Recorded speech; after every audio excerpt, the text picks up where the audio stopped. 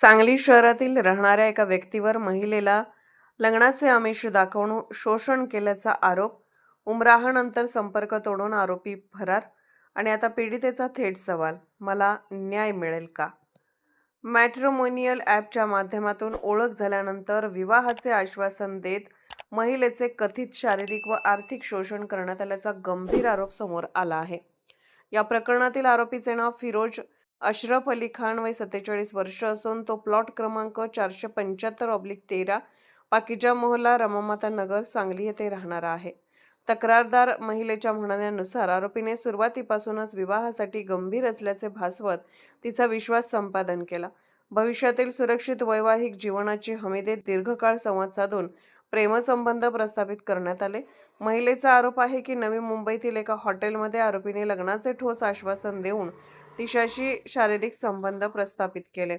याच कालावधीत आरोपीने स्वतःचा व्यवसाय सुरू करण्याच्या नावाखाली आर्थिक मदतीची मागणी केली. तसेच बँक कर्ज काढण्यासाठी दबाव टाकल्याचा दावाही तक्रारीत करण्यात आला आहे.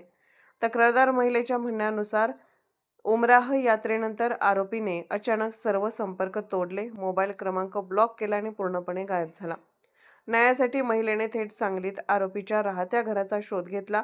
तेथे भेट झाल्यानंतर आरोपीने विवाहास स्पष्ट नकार दिला.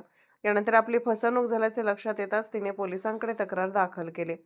मात्र या प्रकरणात पोलिसांच्या भूमिकेबाबतही गंभीर आरोप करण्यात आलेत. पोलिसांकडून तक्रार तात्काळ नोंदवून घेण्यात आली नाही. तपास प्रक्रियेत आवश्यक ती गती व गांभीर्य दाखवण्यात आले नाही. आरोपी सांगलीतून पोलिसांसमोर पळून जात असतानाही त्याला अडवण्याचा किंवा पकडण्याचा प्रयत्न झाला नाही.